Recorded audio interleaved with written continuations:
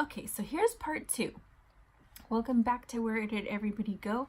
And in the last video, I just touched on 2 parts of the narcissist, and I just want to revisit that for a minute.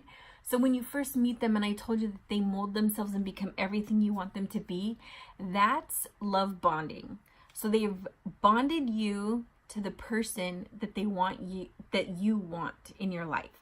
They become that Prince Charming, like I said, or the damsel in distress if you want, but you become love bonded. So because they're so into you, and you send them a text message, and they're back on it. They send you one back super quick. You call them, they answer. They want to hear everything you have to say within length. No one has ever listened to you like that before. That's what I thought. And I would say to myself, I was able to talk to you and you wouldn't judge me, and you were so easy to talk to. And that's because they are feeding in every bit of information that you're giving them. And I've said that forever. You know, I've never been able to talk to anybody like you before. It's crazy. You just listen. And really, to know now, they don't care. They don't want to listen. They're watching you talk. It's absorbing, but they're really like thinking, okay, what can I get? What can I get from them? What can I get from them? And it's awful. So the love bonding is what they do first. Then they start discarding you, because now you're like, they're pulling away, and you're like, come back, come back, come back, come back. But while they're still pulling away, they've met somebody else. They're on a new source of supply, and you're still like chomping at them to come back to you. And then they're moving on while you're still trying to get them to come back. And they've moved on, and they're moving on. And then finally it's your turn, and they come back again. And now that they've discarded you and you're fighting to get them back, you think you're the princess again, because now they're back to you. And everything is as great as it was at the beginning. They're sorry, and they're never going to do that again. And at first you're like, I don't know about that. But they just manipulate you, feed you lies, keep talking their game, and you're sucked back in. You're just, okay. Because if they start to get mad at you, you're like, oh no, don't be mad at me, because you're going to pull away again, and I'm going to lose you, and I don't want that. So I'm sorry. And you're just always, I'm sorry. What can I do? You want me to kiss your feet? You want me to scratch? Whatever, like just in an effort to get them to stay. And then they start discarding you again. One small move and they're out the door again. And then again, you're chomping to try to get them back. What can I do? I'm so sorry. I'll slash my wrists, whatever you want. Whatever, just come back. And they're moving around their sources of supply, and then they come back. And that's trauma bonding when they do this. And because you're so like in love by the love bonding that they've done to you, and then you don't want them to discard you, now they're trauma bonding you. And all of these things happen so stealthily and so slowly that you don't even realize what is happening. And I always used to say, we only argue because of you. You bring the argument to the house. And I didn't realize it was because he was starting his discard phase, to where he was going to leave me behind to go to another source of his supply. And you start to lose your reality, because nothing in this relationship is real. None of it is real. It's all fake.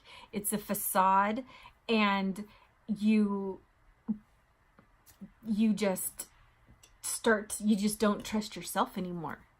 For your judgment is just gone, because now you're like kind of looking to them to tell you what your judgment is, because you swore the sky was blue, but the sky is purple. And you're really scratching your head, because your whole life you knew the sky to be blue. And it's just nuts. So once So once like all of this starts to happen, so for me, so there were many things, like he would bring the fights to me all the time. And another thing that they do is they'll get something in their head about you, and it's so false. It's the falsest thing you've ever heard in your life. For example, mine told me that I told his mom that he was an MS-13 member, and I never said that. I wish I could. I never said that. I don't even know why those words would have even come out of my mouth. And my friend, she does have some friends that are in a gang, and she's not affiliated or associates really. They're just like people she had known. And I told her, I go, he thinks I said that he was an MS-13 member. If I would have said, if you would have told me, as if I'm speaking to my friend, if you would have told me, or when you told me that you had friends from a whatever gang, I would have said, oh yeah, my friend is an MS-13 member. And like, we would have had a full conversation about your friends being in this one and mine being in that one. That conversation never took place. That conversation never happened because I never said that he was an MS-13 member. And she agrees because, you know, when people talk about things, they find the similarities in whatever it is that they're talking about. So when she would have come in and said, my friend's this person, this from this gang over here in this city, I would have been like, oh yeah, you know, blah, blah, blah, he is as well. Like, not that one, you know, whatever. And he was there and I told him this and she was there too. And he's like, she never said that. She never said you were an MS-13 member. She would have told me over the course of our friendship that you were. And because that's in his head, I would have said that for the rest of his life, but I never said it. But they keep on you about it. And, oh, you said this. Why would my mom lie and say that you said it and you didn't? I don't know, because it's not true. I don't know. And this is another way that they try to keep you, you know, into them. But this happened when he came back from prison. So before he went to prison, that's when everything was a shit show. And that's when I really lost myself. And that's when I hung on to every word. And that's when he would pull away with discard, I would be so devastated. What did I do? What can I do to make it better? And then when he would finally, you know, make his circle back around, when he would be home, like I said, my daily thought in my head was, what can I do today to make it better than yesterday, so you're not mad at me, so you don't hate me? What can I do? And I would walk on eggshells daily. If he was downstairs, I would be upstairs. I wouldn't want to be in his way. I wouldn't want him to see me to upset him for that day. He never liked to repeat himself. He never liked to backtrack. Like if he was driving, he never wanted to go back. So whatever I did, I made sure that I heard him. Even if I didn't, I never made him repeat himself. And if we were driving somewhere, I'm like, you better Google it, because I'm not gonna make you go back. Because he would turn into a different person because of the anger. There was a time when I was driving down the street and he had called. Well, the inside of my car at the time was black. Obviously, my cell phone was black. I put my phone on the little center console thing, and it was a stick, it was a stick shift. So when I took off, the phone fell back in the back seat, but on the passenger side. And he called and he called and he called. And then he sent like 11 text messages like, where are you? Answer your phone, blah, blah, blah. Well, I'm driving. I knew it was him. I wasn't going to pull over just to get my phone. I was like, you can wait till I get to the next destination. It's not that far. But from one light to maybe 3 lights down, I got all these phone calls and all these text messages. And then, because he wanted a phone number that I had. And then he's like, what? WTF? Why are you playing these games with me? And that, why am I playing the games with you? You're the one that's calling me. You're the one that's texting me these numbers or these messages. You're the one that wants this number from me, but I'm the one that's playing games because I'm not answering your phone call. And it was just like this. And then you're like, oh, yes, master, what can I, I'm so sorry, here's the number, I'll never do it again, or I'll pull it, because you don't want them to be mad. And it's just a lot of shame on you. And yeah, they might have bigger, like, some people think that narcissists are egotistical. They are to a point, but and their sense of entitlement is huge. And that's it's like they're entitled to everything you have, but they don't have anything. They really have nothing. And I lost everything.